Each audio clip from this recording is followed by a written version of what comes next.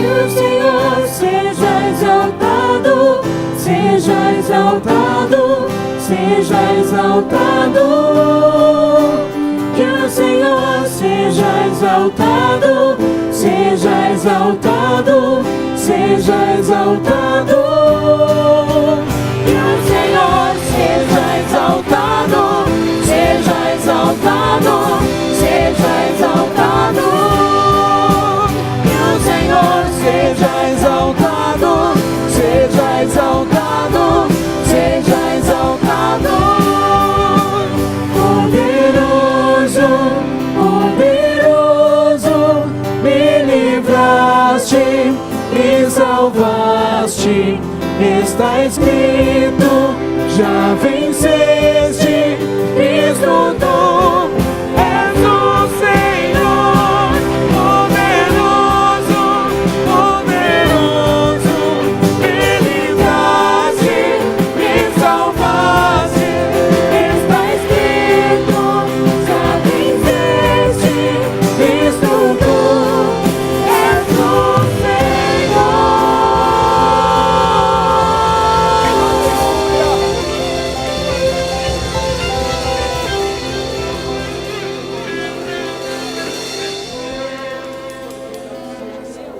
Aleluia. Aleluia.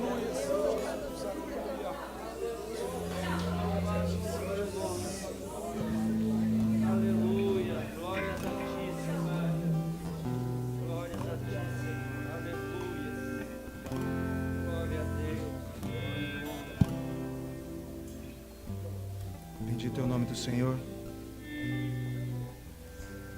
Carta aos 2 Coríntios, capítulo 5, a partir do versículo 17 até o versículo 20. 2 Coríntios, capítulo 5, de 17 a 20. Bendito é o teu nome, Senhor. Santo é o teu nome, ó Deus.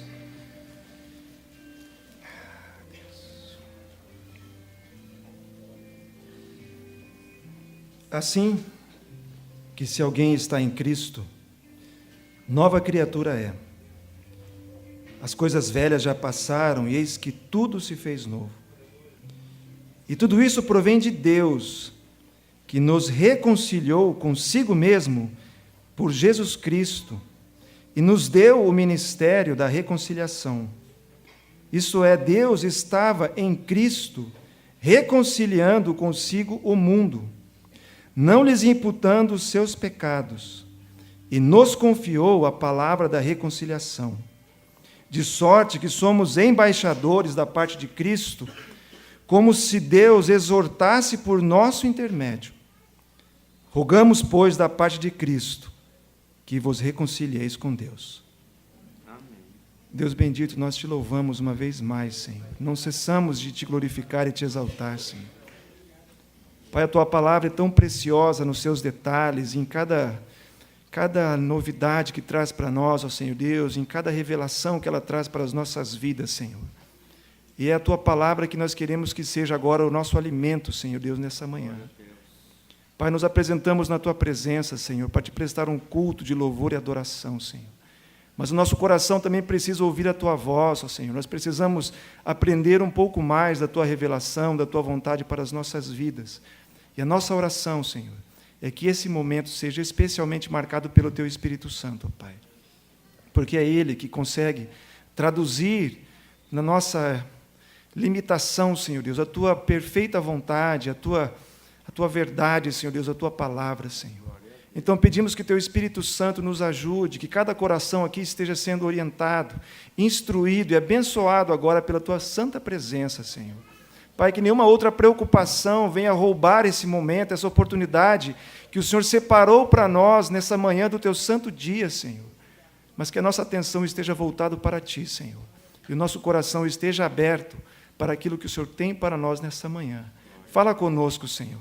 Em nome de Jesus nós oramos, ó Pai. Amém. Louvado seja o nome do Senhor. Eu quero te cumprimentar com a paz do Senhor Jesus. Desde já queria muito agradecer pela oportunidade de estar aqui com vocês. E Aquele que tem a responsabilidade de compartilhar a palavra, ele acaba sendo abençoado primeiro. Porque na medida que nós voltamos para a palavra de Deus com a responsabilidade de compartilhar alguma coisa da grandeza, da infinita sabedoria de Deus com os filhos amados de Deus, aqueles por quem Jesus Cristo morreu e deu a sua própria vida, Deus já começa a falar conosco. E aqueles que assumem esse lugar santo e abençoado para compartilhar a palavra sabem bem do que eu estou falando.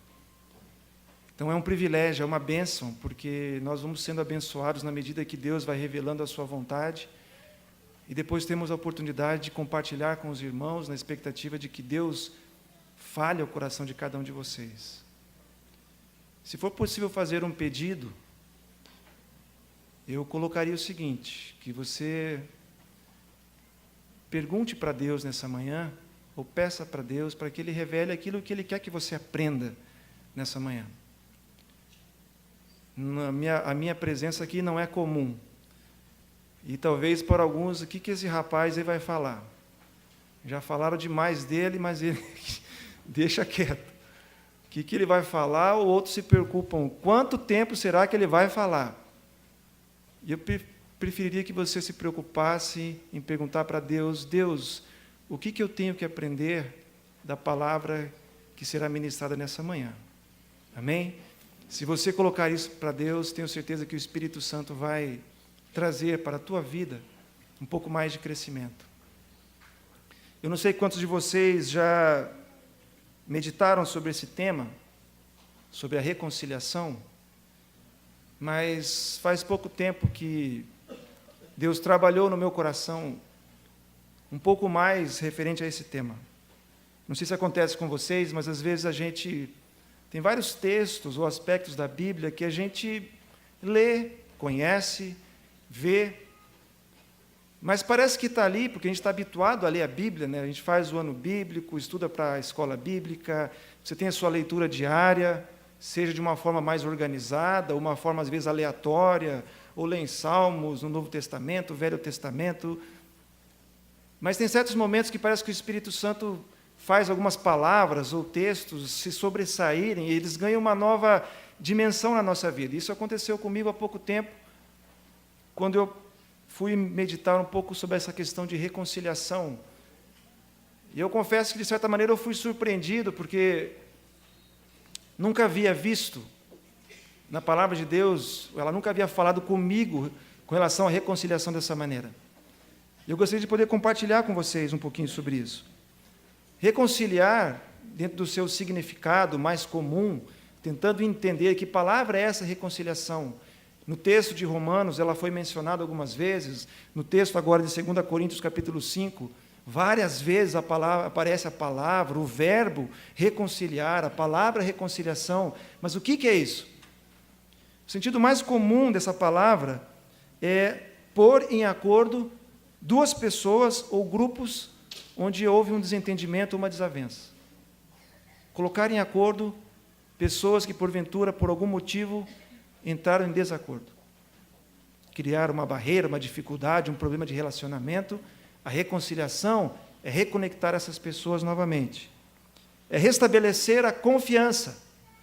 Quando existe uma ruptura no relacionamento, é muito comum a confiança ser colocada em risco, se perder a confiança. Uma pessoa que às vezes é ofendida, traída, ela perde a confiança. A reconciliação promove o restabelecimento dessa confiança. Então, restabelecer a confiança, a estima. Quando alguém te ofende, pisa no teu pé, no teu calo, pode ser que aquela estima, o carinho, o amor, deixe o teu coração e outros sentimentos tomem o lugar disso. E aí a reconciliação vem para que esse sentimento seja novamente restabelecido, para que os relacionamentos ou relações, uma hora, outrora afrouxados, novamente venham a ser vínculos fortes. Restauração do companheirismo amoroso depois de uma desavença. Isso é reconciliação. Isso é se reconciliar. É importante a gente entender, porque essa palavra vai ser mencionada, assim como já está sendo várias vezes. E o que quer dizer isso para nós? colocar em acordo, restabelecer relacionamentos, religar, reconectar. A palavra de Deus, ela é muito rica com relação a isso. Quando nós lemos com um pouco mais de atenção, 2 Coríntios 5, como foi lido aqui, a gente começa a sublinhar algumas palavras, a gente começa a entender por que está se mencionando tanto sobre reconciliação nesse texto, que foi enviado por Paulo através de uma carta para a igreja que ficava em Corinto, os irmãos de Corinto. Ele fala assim: e tudo isso provém de Deus, que nos reconciliou consigo mesmo. A primeira revelação que ele traz para nós é que Deus nos reconciliou consigo. E quando você olha para o que significa reconciliar, quer dizer que nós estávamos separados de Deus, nós estávamos em desavença com Deus, nós estávamos de bico com Deus, estávamos de birra com Deus, estávamos afastados da sua presença. E ele diz: Deus nos reconciliou consigo mesmo por Jesus Cristo.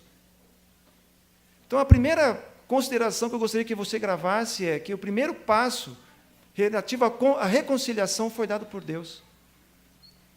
Pensa na grandeza de Deus, na santidade de Deus, no infinito amor, graça e misericórdia que Ele tem. Agora pensa na tua insignificância, pecado, na nossa incapacidade, dificuldade de realmente amar como deveríamos amar, de não errar. Nós somos fracos, nós erramos, nós pecamos. Cada vez que nós fazemos isso, nós ofendemos a Deus, e o texto já começa a dizer para nós que Deus nos reconciliou. Deus deu um passo em nossa direção, e através de Jesus Cristo, que veio para morrer em nosso lugar, a reconciliação com Deus se tornou possível. Assim como foi ministrado aqui, em alguns louvores, ou nas palavras que foram ministradas aqui, Jesus Cristo, o nosso Salvador, nos reconciliando novamente com Deus. A segunda coisa, que para mim era uma novidade, no sentido assim de eu nunca ter me atentado para isso, nunca ter percebido isso, na continuação do texto diz que foi através de Jesus Cristo e Ele nos deu o ministério da reconciliação. Até entender isso, eu não sabia que eu tinha o ministério da reconciliação. Ministério, na igreja, dá a impressão de ser alguma coisa com a qual nós nos identificamos. Alguns se identificam mais com o ministério da música, então fazem parte do ministério de música. Alguns fazem parte do ministério de evangelismo, apesar de evangelismo ser um desafio e uma ordem para toda a igreja. Alguns se identificam mais com o ministério de evangelismo, servem a Deus mais focados no evangelismo. Alguns se identificam com o ministério da intercessão, então investem mais o seu tempo aqui na presença de Deus, aqui na igreja, ou na sua casa, em reuniões de oração, em orações pela madrugada, em relógios de oração, se dedicando ao ministério da oração. Alguns se identificam com as crianças, trabalham com o DIJAP, com a SOFAP, com todos os departamentos da igreja. Nós somos muitas vezes orientados para nos identificarmos com um ministério e atuarmos, se possível, naquele ministério. Agora, o que eu não sabia e queria compartilhar com você é que foi dado a mim, foi dado a todos nós, de acordo com a palavra de Deus, por Deus e por Jesus Cristo, o ministério da reconciliação. Isso quer dizer que você tem o ministério da reconciliação na tua vida. Não sei se você já sabia disso ou não. Se você não estava sabendo, diz a palavra de Deus para mim e para você que nos foi dado o ministério da reconciliação. Para gravar bem, pode falar para quem está perto de você. Você é o ministro da reconciliação, ou ministra. Você é o ministro da reconciliação. Você tem o ministério da reconciliação. Parabéns! Você acabou de receber nesta manhã um novo ministério. Aqueles que já carregam vários ministérios nas costas podem ficar até um pouco preocupados, né? Já tenho tantos ministérios para administrar, agora tem mais um. Mas considere que alguns ministérios você escolhe. Esse aqui foi escolhido por Deus para que você tenha. Então, se Deus deu, amém? Não podemos reclamar, temos que entender o que quer dizer isso e colocar em prática aquilo que Deus tem para nós. Deus nos deu o ministério da reconciliação.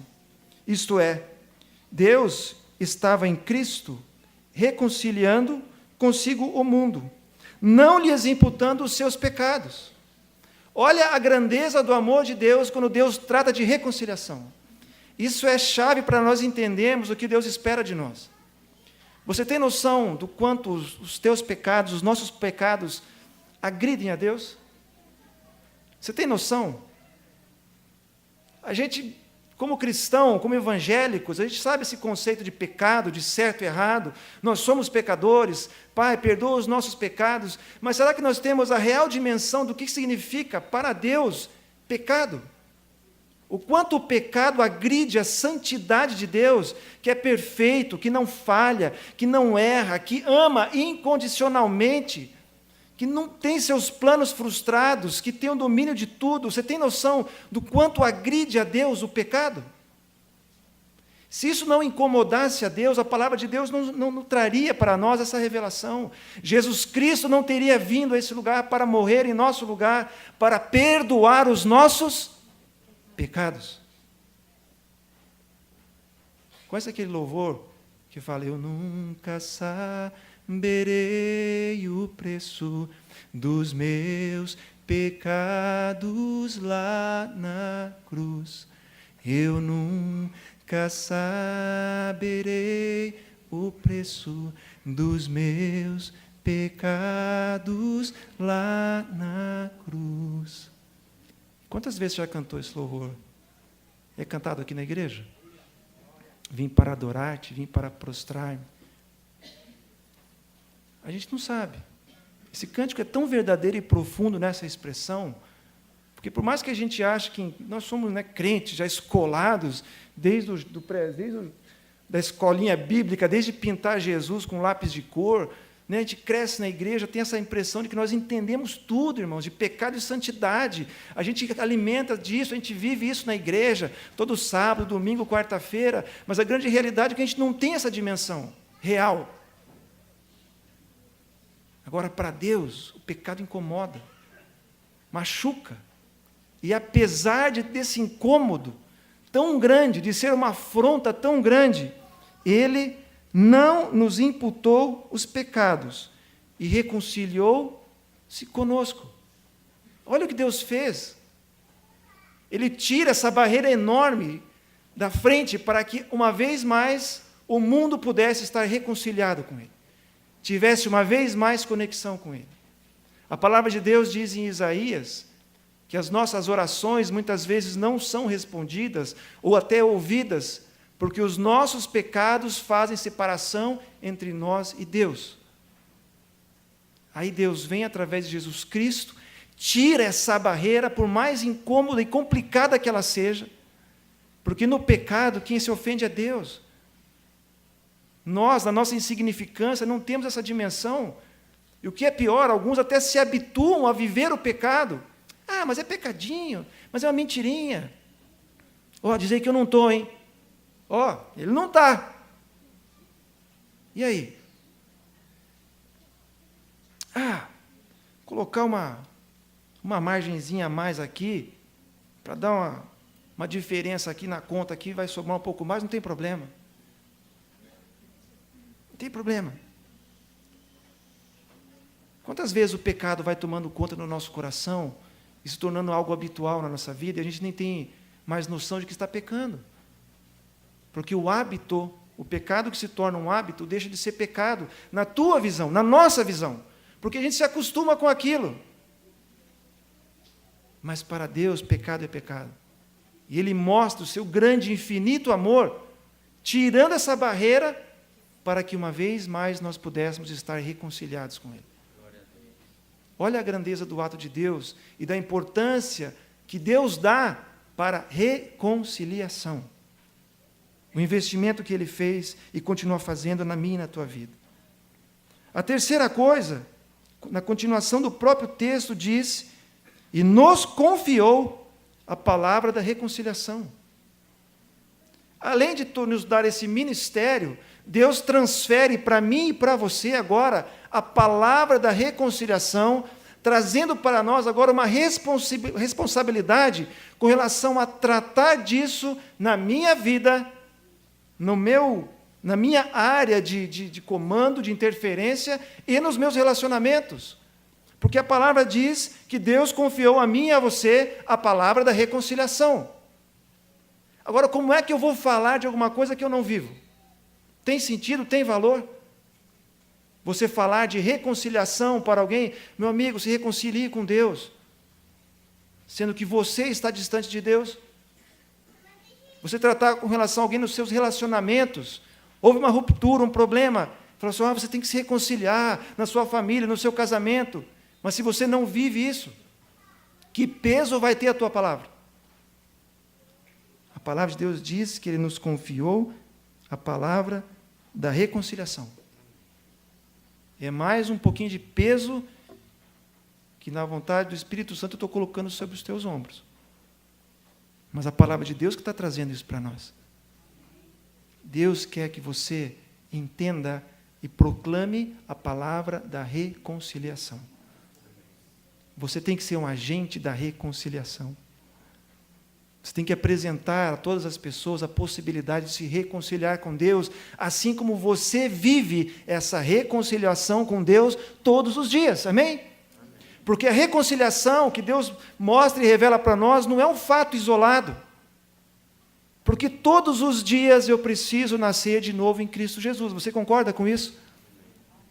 Todos os dias eu preciso me reconciliar com Deus.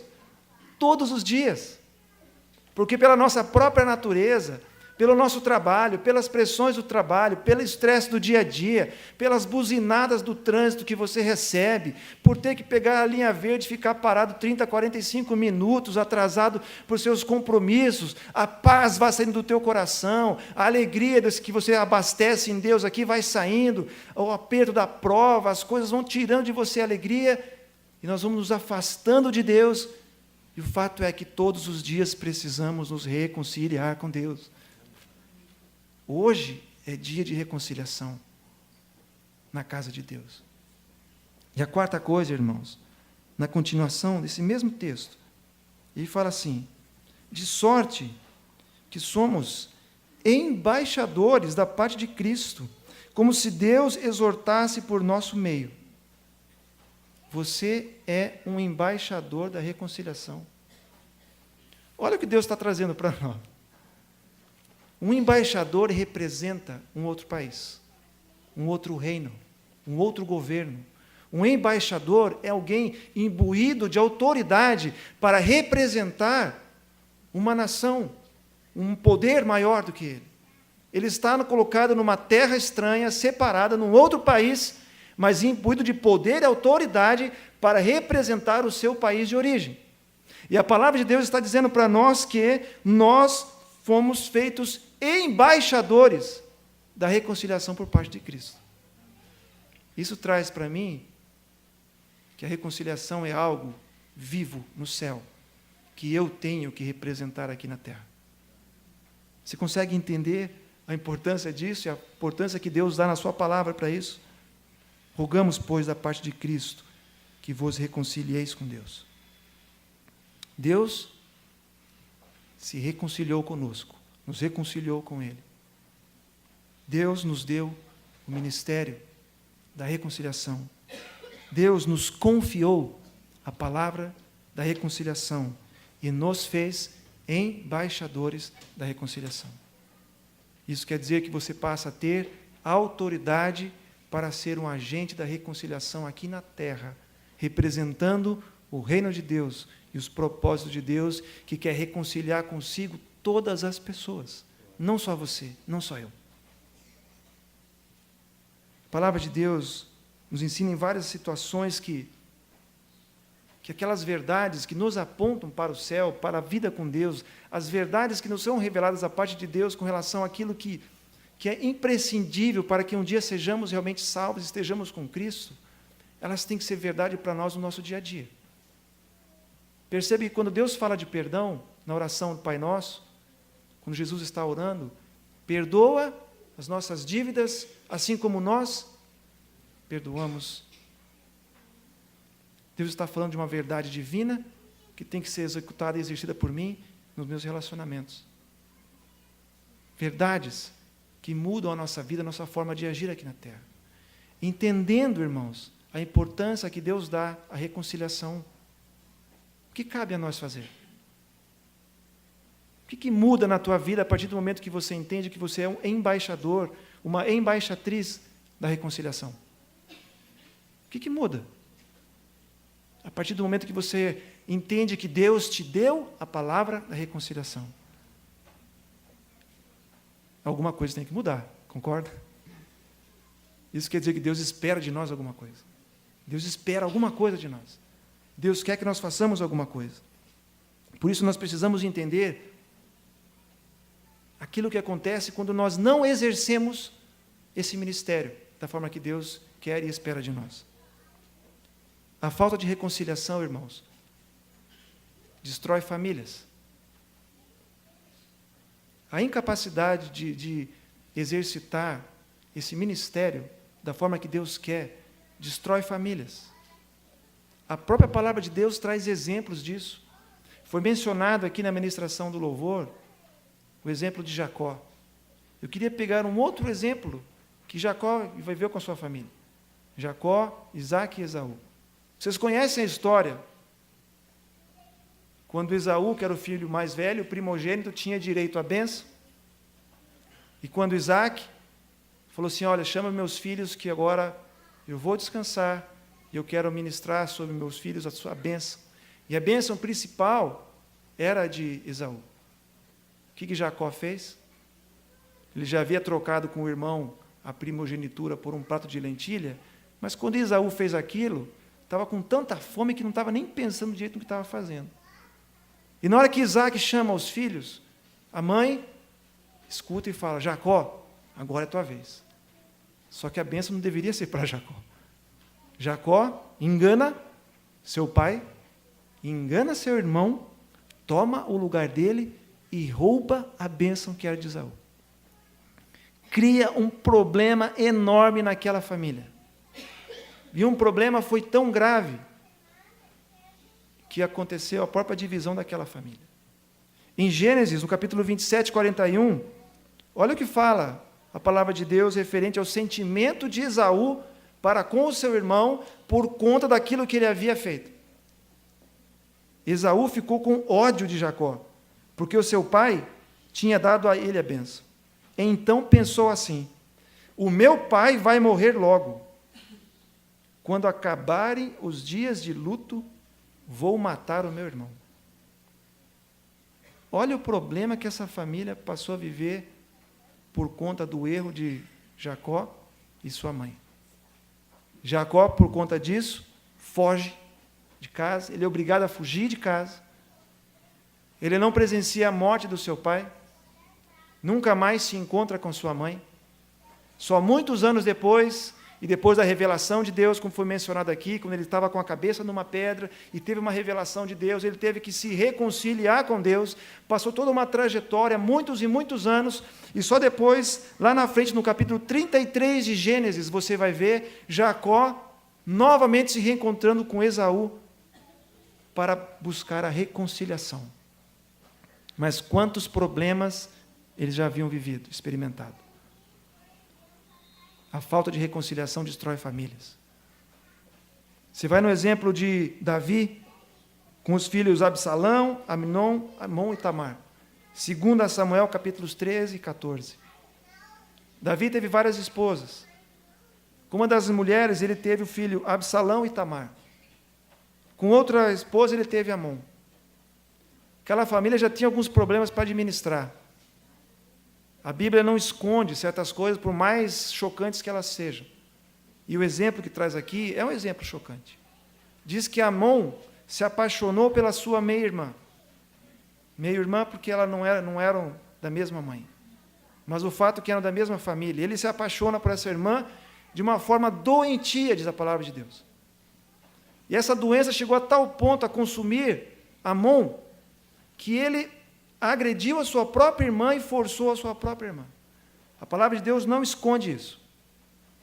E depois que ele comete esse ato terrível, ele abomina, se enoja da sua própria irmã, expulsa ela da sua presença. E Absalão, que era irmão de Tamar, percebe essa situação, fica sabendo o que está acontecendo, acolhe a sua irmã e fala assim: deixa quieto, Amon vai receber aquilo que ele está plantando, ele vai colher. Davi não faz nada, fica sabendo, se entristece, não toma atitude nenhuma. Absalão, que era apenas um filho, resolve tomar a justiça com as próprias mãos. Passado algum tempo, montam uma emboscada, fazem lá uma grande festa. Quando seu irmão está lá no meio, ele mata seu próprio irmão, Amon. Por conta disso, ele se revolta contra Davi. Davi, para não entrar em conflito direto com seu próprio filho, abandona Jerusalém, abandona o trono, foge com seu exército. Absalão usurpa o trono do próprio pai. Olha quanta desgraça, olha quanto problema, e você não vê em momento nenhum, nem da parte de Davi, nem da parte de Absalão, nem da parte de Tamar, de nenhum deles, nenhuma atitude, nenhum passo em direção a uma reconciliação. E quando não existe reconciliação na família, existe tragédia, existe perda, existe dor. Deus te livre, nos livre de algum dia viver algo semelhante a isso, ou nem perto disso nas nossas famílias. Em nome de Jesus.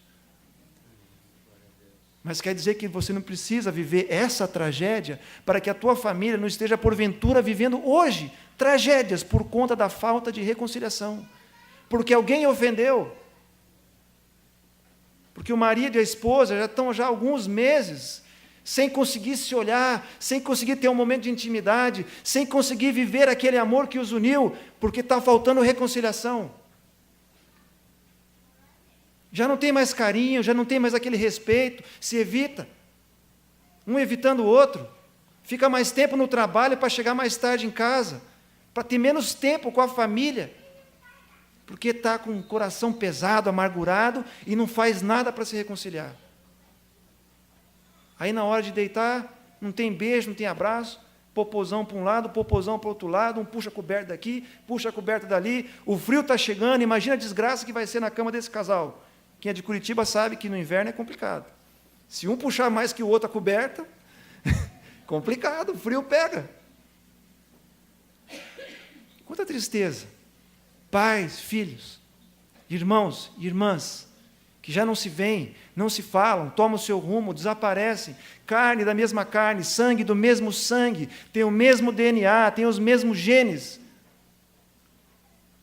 mas já não se falam, porque alguém em algum momento fez alguma coisa e o outro se magoou, ficou bicudo, ficou chateado, o outro não pediu perdão, às vezes superdimensionou o problema, nem era tudo aquilo.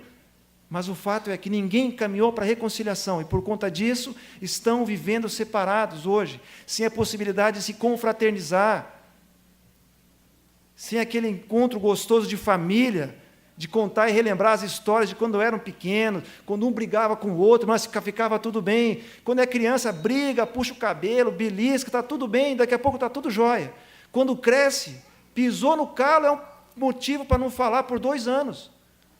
3 anos.